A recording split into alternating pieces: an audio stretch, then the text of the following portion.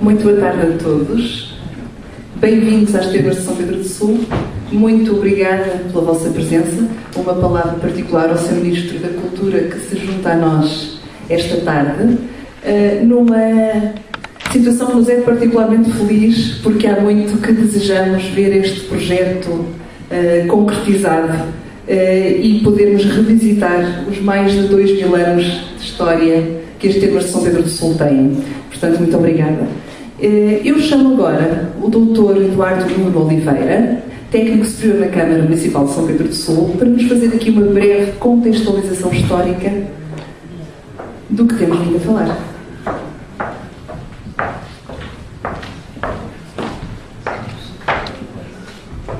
Muito obrigada ao Dr. Nuno pela sua presença. Ora, temos aqui o microfone. Muito bem. Está bem? Acho que sim. Muito boa tarde a todos.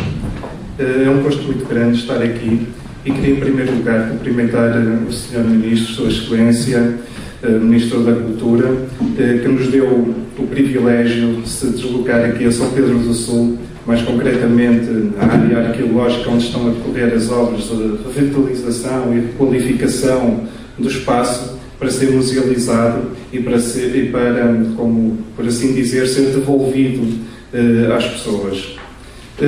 Já muito foi dito, e muito bem dito, com uma qualidade técnica excelente por parte dos senhores arqueólogos que estão a trabalhar nas obras de Balneário Romano, a senhora doutora Maria Vilar dos Reis e o senhor professor José Marcelo Mendes Pinto.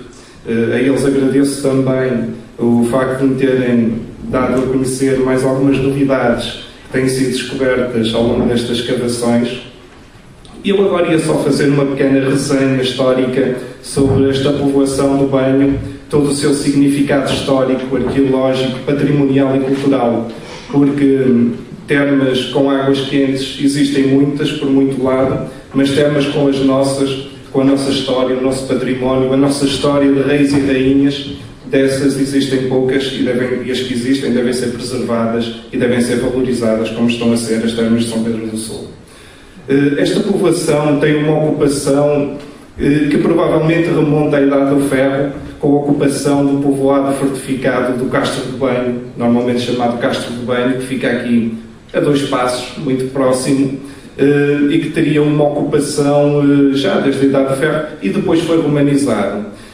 E foi ao longo da romanização que essa civilização percebeu a qualidade termal destas águas, medicinal destas águas, e construiu aqui neste lugar um balneário medicinal, como vos foi dito, na primeira metade, possivelmente do século I depois de Cristo.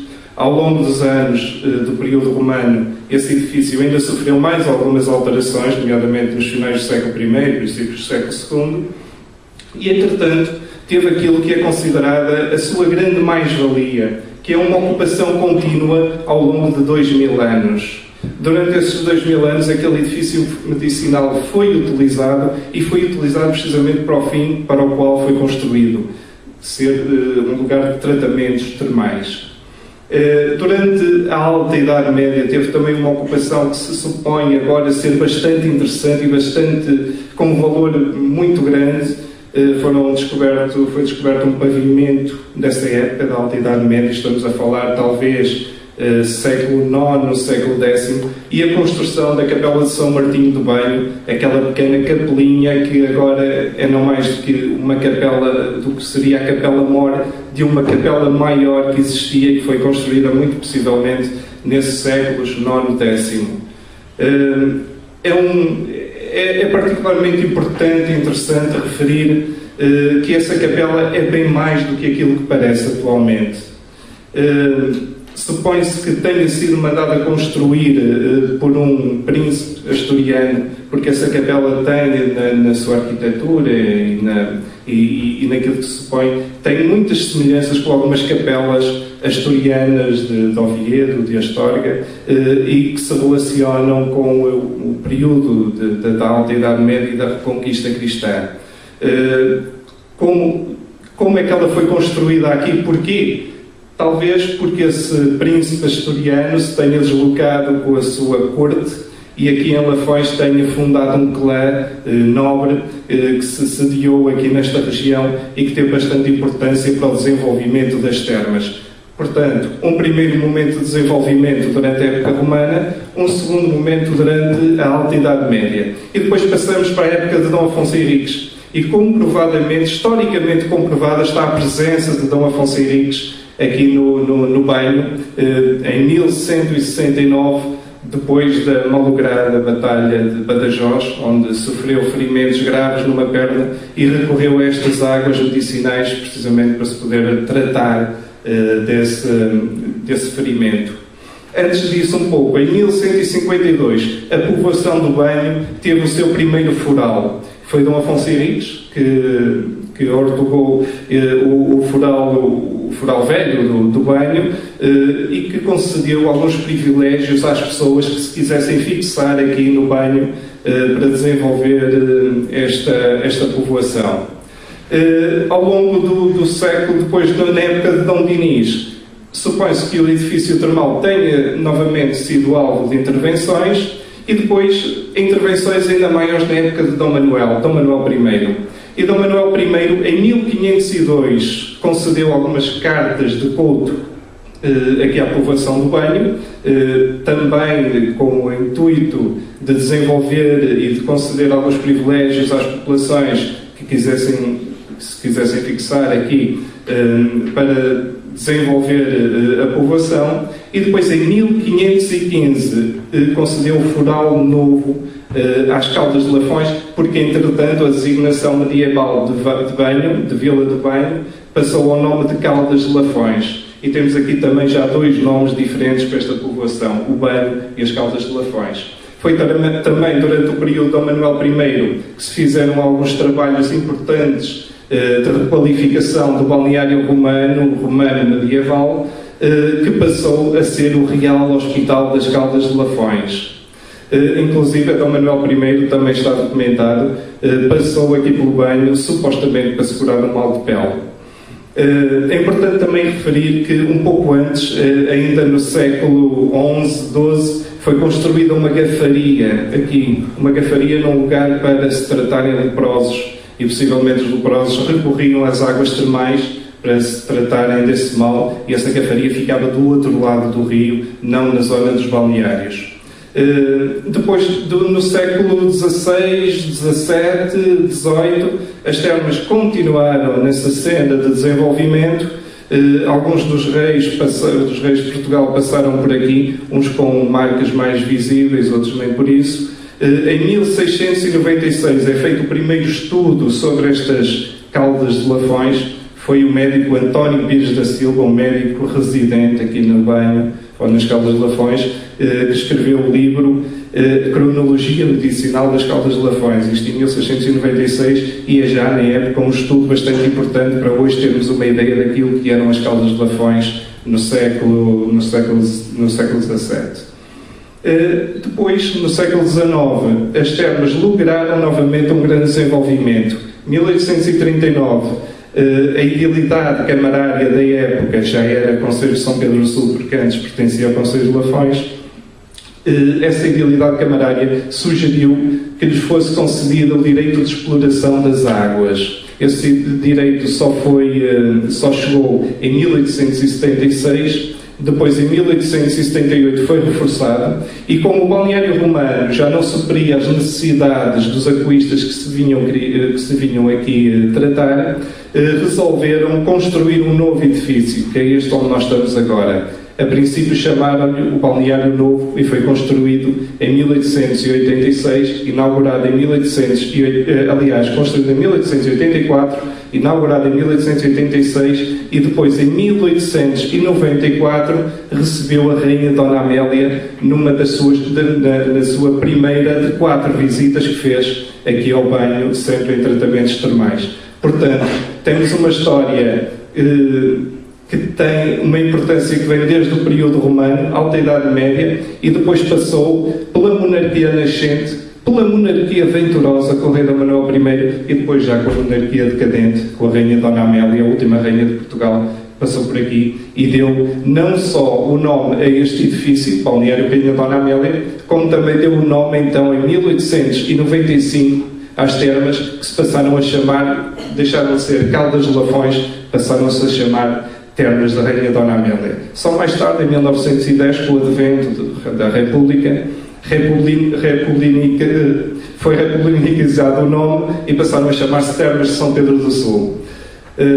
O desenvolvimento continuou ao longo dos anos seguintes, chegou o caminho de ferro, foram construídas mais algumas infraestruturas, nomeadamente acessos, foi construído um novo edifício, isto já no século XX, nos anos 80 do século XX, e hoje em dia temos as termas mais frequentadas de Portugal, talvez da Península Ibérica, com uma história riquíssima que me parece que vale a pena preservar, vale a pena valorizar e estudar.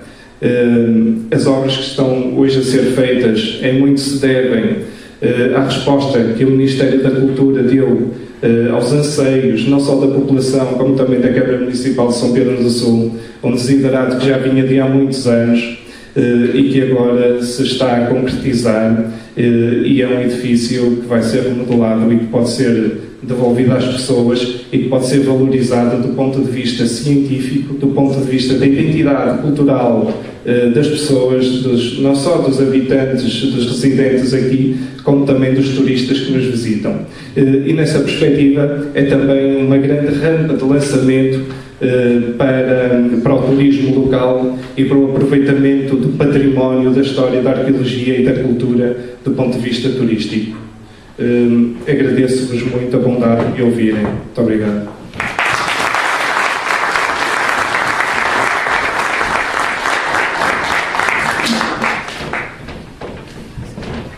Nós é que agradecemos ao Dr. Nuno as palavras esclarecedoras, diria eu, muito esclarecedoras, que nos dirigiu. E eu convido agora a dirigir-nos algumas palavras o Sr. Presidente da Câmara Municipal de São Pedro do Sul, o Sr. Vítor Oliveira. Figueiredo, perdão. O doutor Eduardo Oliveira e agora o professor, o Sr. Vítor Figueiredo. Faz parte das artes. Já tenho que lhe dar as amêndoas no Natal, que já estou, na Páscoa, que já estou a batizar. Muito obrigado. Sr. Ministro da Cultura, Dr. Luís Mendes, Sra. Diretora Regional, Dra. Celeste Amaro, Srs. jornalistas, Srs. membros da Assembleia Municipal aqui presentes, Srs. arqueólogos que têm acompanhado esta obra tão importante para nós, minhas senhoras e meus senhores. Antes de mais, é uma honra receber aqui o Sr. Ministro da Cultura.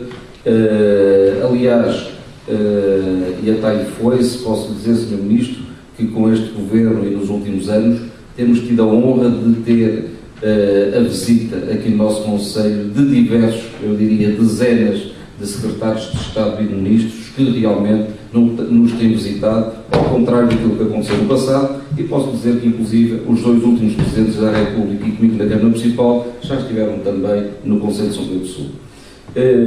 De forma que o meu muito obrigado por realmente estar na maior estância termal do nosso país, provavelmente da Península Ibérica. Temos uma cota de mercado de cerca de 34% do termalismo nacional, o que realmente é importante para toda a nossa região, nomeadamente numa zona de interior onde faltam tantos empregos, e realmente o termalismo é importante para nós. E queria dizer também que o Sr. Ministro, e queria que agradecesse diretamente ao Sr. Primeiro-Ministro aquilo que vai agora acontecer ao final de tantos anos. Em 2011 foram retiradas as comparticipações aos utentes do Serviço Nacional de Saúde para que realmente pudessem fazer termas comparticipadas, e realmente ao fim destes anos todos é realmente o Governo do qual a Vossa Excelência faz parte que vai novamente repor as comparticipações dos termalistas para que possam realmente poder fazer termas no nosso país e nomeadamente no nosso Conselho de uma forma mais barata, o que é muito importante para lançar todo o turismo do todo o nosso interior, que, como sabe, tem sido devastado pelos incêndios, e realmente é muito importante realmente para todo o interior. E o meu nome, em nome de as termas de São Pedro do Sul, mas também de todas as termas do país, queria realmente agradecer ao Sr. Primeiro-Ministro o realmente ir incluir no próximo Orçamento Geral do Estado as comparticipações para os utentes do Serviço Nacional de Saúde. As termas que o Sr. Ministro acabou de visitar são termas que já vêm, como viu, da altura romana. Mas antes disto também tivemos cá povos mais antigos. E a prova disso é que ainda há pouco tempo comprámos um castro, Sr. Ministro. A autarquia adquiriu um castro que há muitos anos estava à venda e que nenhuma Câmara Municipal teve o cuidado e honradez e sensibilidade para realmente adquirir esse castro. E nós quisemos. Nós adquirimos um castro que é o Castro do Banho e, como estava a dizer, após isso vieram para cá os romanos, passaram por cá todas as dinastias, desde o Afonso Henriques à Rainha Dona Amélia, o que significa que realmente as termas de São Pedro do Sul são umas termas importantes no contexto nacional. De forma que queria também agradecer ao Governo, qual Vossa Excelência faz parte, realmente das comparticipações que realmente ajudaram através da candidatura que foi aprovada. À doutora Celeste Amaro, uma palavra especial de agradecimento, e na frente do Sr. Ministro, queria lhe agradecer realmente todo o apoio que deu a todo este processo desde a sua fase inicial. Muito obrigado aqui publicamente, e na frente do Sr. Ministro, realmente todo o apoio que nos deu de uma forma desinteressada e da forma mais calorosa possível, para que realmente pudéssemos avançar com esta obra, que, diga-se de passagem, era uma obra que estava em ruínas há cerca de 70 anos, e agora, ao fim de 70 anos, conseguimos realmente que esta obra fosse para a frente. E o Governo também, no meio disto tudo, e agora também, para nos vermos também um bocadinho, é que nós conseguimos fazer uma obra e o Governo acaba também de fazer uma obra que também não vai gastar praticamente nada. As comparticipações do Governo, estamos a falar em cerca de 7,5%, em que são cerca de 112, 120 mil euros, mas só que a restituição que vai ter do IVA e IRS e Segurança Social, o Estado acaba por investir numa obra onde praticamente não investe nada, porque estamos a falar em 85% de fundos europeus, 7,5% da Câmara Municipal, 7,5% do Estado, e o Estado vai receber o dinheiro todo. Ou seja, fazemos todos aqui um brilharete, todos com muito pouco dinheiro. De forma que, muito obrigado, Sr. Ministro, muito obrigado, Sra. Doutora Celeste Amaro, por toda a sua simpatia, pelo seu boa vontade que teve em todo este processo. Muito obrigado aos dois.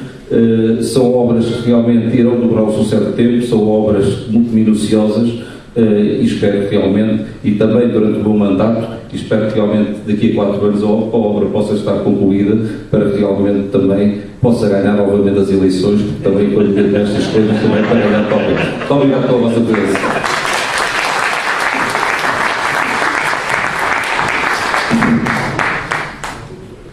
Muito obrigada, Sr. Vítor Figueiredo, pelas suas palavras. E agora eu pedia ao Sr. Ministro da Cultura, Dr. Luís Filipe Mendes, o favor também de nos dirigir algumas palavras. Muito obrigada. Muito obrigado, Sr. Presidente da Câmara, Sr. Pedro do Sul, quem agradece as palavras que dirigiu, Sr. Diretor Regional do Centro, Srs. Vereadores, Srs. Arqueólogos e estudiosos da história de São Pedro do Sul, minhas senhoras e meus senhores.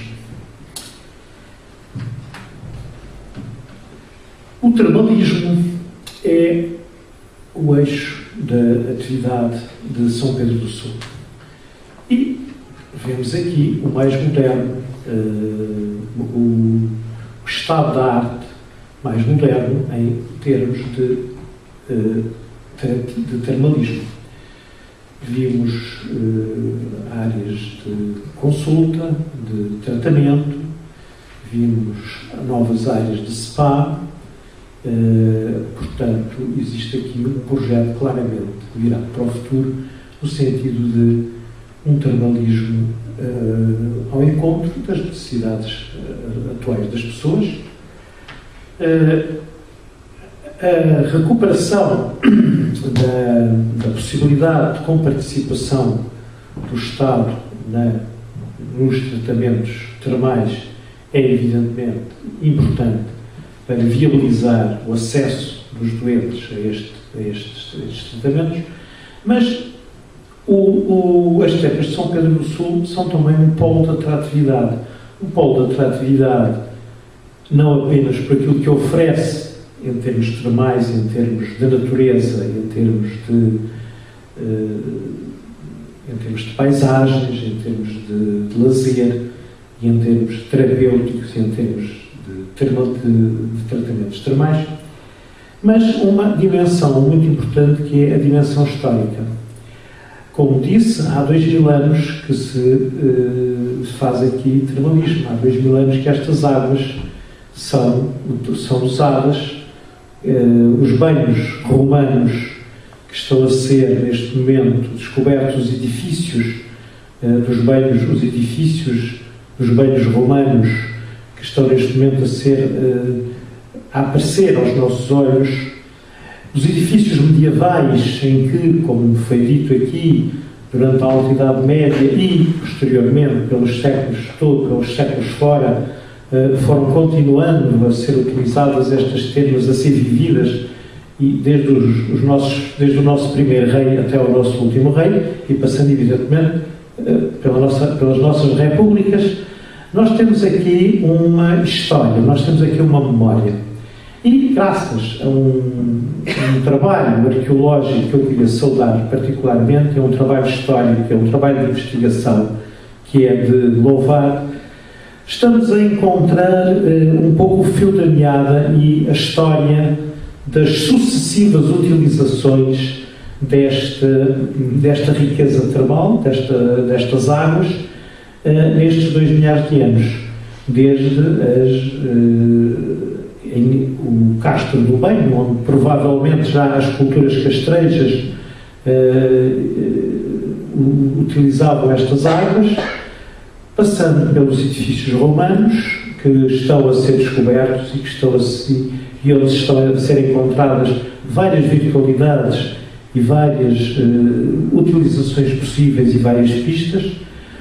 Os edifícios da era cristã e da era medieval, que bem recordam as passagens aqui, nomeadamente do nosso primeiro rei, e depois o espaço, o chamado Sanatório da Rainha Dona Amélia, onde se guarda também a memória do século XIX, da reabilitação da primeira reabilitação destas termas dos finais do século XIX, e atualmente podemos ver toda a virtualidade e a modernidade que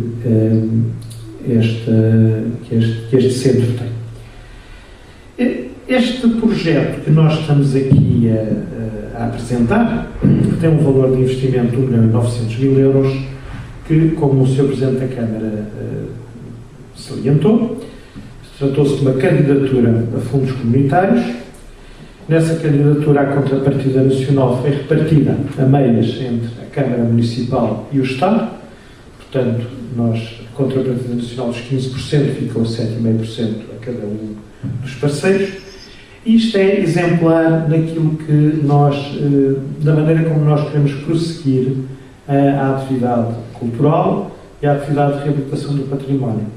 Nós partilhamos com a sociedade, nós partilhamos com os poderes locais, nós partilhamos com os municípios todas estas obras que vêm valorizar a região, que vêm dinamizar o seu património e que vêm valorizar em termos económicos a região. Queria sublinhar o papel também que a direção, que o Ministério da Cultura e a Direção Regional teve na articulação e no enquadramento de todos os trabalhos que permitirão chegar ao nosso objetivo, que é a musealização deste espaço. Começando pela conservação e pelo restauro das estruturas que estão a ser descobertas, pelas sondagens arqueológicas que estão a ser feitas e que culminarão certamente num espaço museológico que será uma grande atração para esta cidade, para esta terra, para esta região e para estas terras. Por isso eu penso que, sobretudo, estamos todos de parabéns por avançarmos com este projeto e por avançarmos com este projeto desta maneira, com o Estado Central e com a autarquia juntas para construir o futuro. Muito obrigado.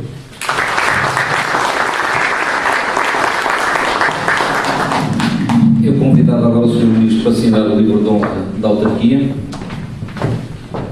E há pouco esqueci-me de agradecer ao Eduardo Nuno todo o apoio que tem-nos dado a nível histórico. O Eduardo Nuno é das pessoas que mais sabe de história do Conselho de São Pedro Sul. Muito obrigado, Nuno. Pessoa com quem me revejo e que basta uma palavrinha minha dizer assim: Eduardo, Nuno, preciso de um determinado assunto, e sem dizer mais nada ele vai direcionar para as ideias que eu tenho e para aquilo que eu pretendo. Muito obrigado, Nuno, por seres quem és.